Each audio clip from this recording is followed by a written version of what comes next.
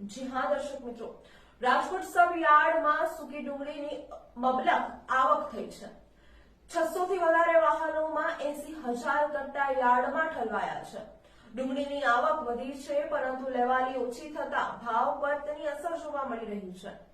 હાલ યાર્ડમાં સારી ગુણવત્તાવાળી ડુંગળીના ભાવ કિલોએ ₹30 અને ઓછી ગુણવત્તાવાળી ડુંગળીના ભાવ કિલોએ ₹7 બોલાઈ રહ્યા છે।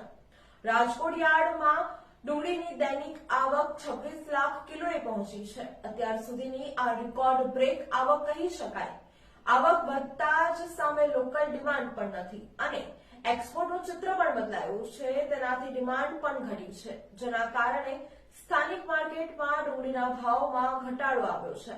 જે ડુંગળીના ભાવ 2 મહિના પહેલા ₹20 થી 30 સુધી બોલાતા હતા, તેમાં હવે ઘટાડો જોવા મળ્યો છે અને હાલ ₹7 થી ₹30 સુધી ડુંગળીના ભાવ બોલાઈ રહ્યા છે।